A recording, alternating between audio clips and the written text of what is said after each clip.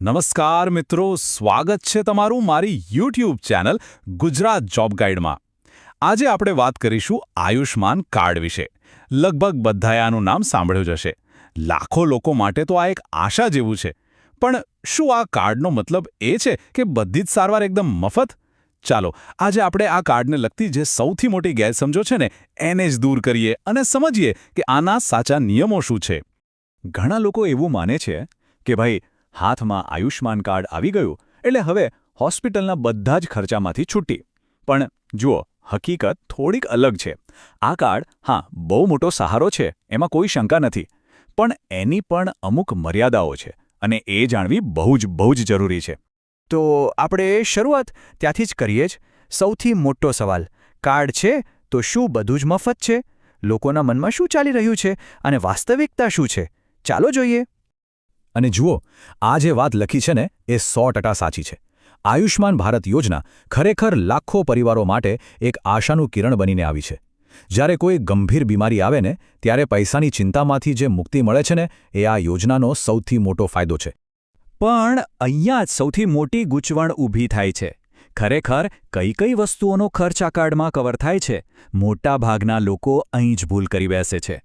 કઈ સેવા મફત છે અને કઈ નથી એની જો સ્પષ્ટતા ન હોય ને તો હોસ્પિટલમાં બહુ જ અફસોસ થાય છે। એટલે આ યોજનાનો પૂરેપૂરો લાભ લેવો હોય ને તો એની લિમિટ્સ જાણવી જ પડે। ઓકે, તો હવે સીધા મુદ્દા પર આવીએ। કયા એવા ખર્ચ છે જે આયુષ્માન કાર્ડમાં કવર નથી થતા? આ લિસ્ટ બરાબર સમજી લેશો ને તો ભવિષ્યમાં ઘણી બધી માથાકૂટમાંથી બચી જશો। જો સૌથી પહેલાં આ બે શબ્દો સમજી લો, આઈપીડી અને ઓપીડી। સાવ સાદી ભાષામાં કહું તો આઈપીડી એટલે ઇનપેશન્ટ, મતલબ કે દર્દીને હોસ્પિટલમાં દાખલ કરવામાં આવે, અને ઓપીડી એટલે આઉટપેશન્ટ, એટલે કે તમે ડૉક્ટરને બતાવીને દવા લઈને ઘરે પાછા જતા રહો। બસ આટલું જ। અને આપણું આયુષ્માન કાર્ડ જે છે ને એ મુખ્યત્વે આઈપીડી એટલે કે દાખલ થવા પર જ કામ કરે છે। એટલે કે સમજો, તમે ખાલી ડૉક્ટરને મળવા ગયા, એમની સલાહ લીધી કે કોઈ નાનો મોટો રિપોર્ટ કરાવ્યો, તો એ બધો ખર્ચ ઓપીડીમાં ગણાય અને એ ખર્ચ આ કાર્ડમાં કવર નહીં થાય। આ કાર્ડનો અસલી ફાયદો ત્યારે જ શરૂ થાય જ્યારે ડૉક્ટર કહે કે તમારે હોસ્પિટલમાં દાખલ થવું પડશે। આ લિસ્ટ બહુ જ કામનું છે, ત્યાંથી જોજો। ઓપીડીની ડૉક્ટર ફી, દાખલ થયા વગર કરાવેલા કોઈપણ ટેસ્ટ જેમ કે લોહીનો રિપોર્ટ કે એક્સરે, અને સૌથી અગત્યનું, હોસ્પિટલમાંથી રજા મળ્યા પછી જે દવાઓ લેવાની હોય ને એનો ખર્ચ પણ આપણે જાતે જ કરવાનો હોય છે। આ બધી વસ્તુઓ યોજનાની બહાર છે। ચાલો, તો હવે એ તો સમજાઈ ગયું કે શું નથી મળતું, પણ હવે એનાથી પણ વધારે અગત્યની વાત કરીએ કે આખરે આ કાર્ડના ફાયદા શું છે। હોસ્પિટલમાં દાખલ થવા પર આ કાર્ડ કેટલી મોટી મદદ કરી શકે છે એ જોઈએ। 5 લાખ રૂપિયા, આ છે એ રકમ જે આખી ગેમ બદલી નાખે છે। ગંભીર બીમારીઓ સામે આ એક બહુ મોટું સુરક્ષા કવચ છે।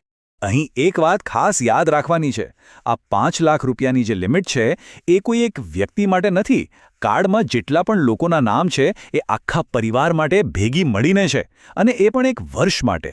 હવે તમારા મનમાં એક સવાલ ચોક્કસ થતો હશે કે જો એક વર્ષમાં પૈસા વપરાઈ ગયા તો પછી શું આ લિમિટ ફરીથી મળે? અને એનો જવાબ છે હા, બિલકુલ। આ જ તો આ યોજનાની સૌથી સારી વાત છે। આ 5 લાખની લિમિટ દર વર્ષે ઓટોમેટિક રિન્યૂ થઈ જાય છે। મતલબ કે એક વર્ષમાં ભલે પૂરી રકમ વપરાઈ જાય, આવતા વર્ષે ફરીથી તમને 5 લાખનું કવર મળી જશે। કોઈ ચિંતા કરવાની જરૂર નથી। તો પછી જ્યારે દાખલ થઈએ ત્યારે કઈ વસ્તુઓનો ખર્ચ કવર થાય? સાંભળો, લગભગ બધું જ। સર્જરીનો ખર્ચ, ઓપરેશન થિયેટરનો ચાર્જ, હોસ્પિટલમાં રહો ત્યારની દવાઓ, રૂમનું ભાડું અને જમવાનો ખર્ચ પણ, આ બધું જ સરકારના નક્કી કરેલા પેકેજમાં આવી જાય છે। એટલે દર્દીના પરિવાર પર કોઈ જ આર્થિક બોજ નથી આવતો। ઓકે, બધી વાત બરાબર છે, પણ આ કાર્ડનો ઉપયોગ કરવો કઈ રીતે? ચલો હવે એના એકદમ સીધા અને સરળ સ્ટેપ્સ સમજી લઈએ। જો આ પ્રોસેસ ખબર હશે ને તો કોઈ તકલીફ નહીં પડે। પ્રોસેસ ખરેખર એકદમ સહેલી છે। સ્ટેપ 1, સૌથી પહેલાં એવી હોસ્પિટલ શોધો જે આ યોજના સાથે જોડાયેલી હોય। સ્ટેપ 2, ત્યાં પહોંચીને આયુષ્માન મિત્રને મળો, એ તમને મદદ કરવા માટે જ બેઠા હોય છે। સ્ટેપ 3, વેરિફિકેશન માટે ફક્ત તમારું આધાર કાર્ડ આપવાનું છે, અને બસ। સ્ટેપ 4, એકવાર વેરિફિકેશન થઈ ગયું અને તમે દાખલ થઈ ગયા પછી રજા મળે ત્યાં સુધીનો બધો જ ખર્ચ કેશલેસ, 1 રૂપિયો પણ આપવાનો નથી। આ એક વાત ગાંઠ બાંધી લેજો, કોઈ પણ હોસ્પિટલમાં સારવાર માટે જતા પહેલા હંમેશા સરકારની ઓફિશિયલ વેબસાઇટ કે એપ પર ચેક કરી લેવાનું કે એ હોસ્પિટલ લિસ્ટમાં છે કે નહીં. જો લિસ્ટમાં નહીં હોય તો તમારું કાર્ડ ત્યાં ચાલશે નહીં. અને હવે આપણે છેલ્લા અને સૌથી અગત્યના ભાગ પર આવીએ છીએ, સાવચેતી. કોઈ તમારી સાથે છેતરપિંડી ન કરી જાય એના માટે શું ધ્યાન રાખવું એ સમજીએ. આ એક બહુ જ મોટો પ્રશ્ન છે અને કમનસીબે ઘણા લોકો સાથે આવું બને પણ છે કે ભાઈ કાર્ડ તો છે આપણી પાસે પણ છતાં હોસ્પિટલવાળા ઉપરથી પૈસા માંગે. તો એવા સમયે શું કરવાનું? આ નંબર 14555 આને તમારા ફોનમાં અત્યારે જ સેવ કરી લો. જો કોઈ પણ લિસ્ટેડ હોસ્પિટલ તમારી પાસે આયુષ્માન કાર્ડ હોવા છતાં પૈસા માંગે તો 1 સેકન્ડ પણ વિચાર્યા વગર આ નેશનલ હેલ્પલાઇન નંબર પર ફોન કરીને તરત જ ફરિયાદ કરો. સુરક્ષિત રહેવા માટે આ 3 મંત્રો યાદ રાખી લો. પહેલું, હોસ્પિટલમાં દાખલ થાઓ ત્યારે જ પૂછી લો કે તમારી જે સારવાર થવાની છે એ આયુષ્માન પેકેજમાં સામેલ છે કે નહીં.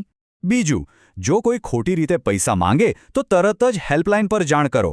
અને ત્રીજું, હોસ્પિટલમાંથી રજા મળે ત્યારે ડિસ્ચાર્જના બધા જ કાગળો અને રિપોર્ટ્સ બરાબર સાચવીને લઈ લો.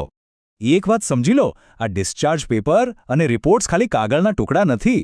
ભવિષ્યમાં જો કોઈ પણ વાદવિવાદ થાય ને તો આ જ તમારો સૌથી મોટો પુરાવો બનશે. એટલે એને એકદમ સાચવીને રાખવા. તો મિત્રો, આયુષ્માન કાર્ડ માત્ર એક પ્લાસ્ટિકનું કાર્ડ નથી પણ મુશ્કેલીના સમયે તમારી આર્થિક સુરક્ષા માટેનું એક મજબૂત કવચ છે. પણ એ કવચ ત્યારે જ કામ કરશે જ્યારે તમારી પાસે સાચી માહિતી હશે. તો મિત્રો, આ હતી સંપૂર્ણ માહિતી. મને આશા છે કે તમને આ માહિતી ખૂબ જ ઉપયોગી લાગી હશે. જો એમ હોય તો આ વિડીયોને લાઇક કરો, તમારા મિત્રો સાથે જરૂર શેર કરો જેથી એમને પણ સાચી માહિતી મળે. અને હા, ચેનલને સબસ્ક્રાઇબ કરવાનું બિલકુલ ના ભૂલતા. અને દરરોજની આવી સરકારી અપડેટ્સ સૌથી પહેલા મેળવવા માટે અમારું ટેલિગ્રામ ગ્રુપ પણ જોઈન કરી લેજો. લિંક ડિસ્ક્રિપ્શનમાં છે. મળીએ ફરી એક નવી જાણકારી સાથે. જય હિન્દ, જય ગુજરાત.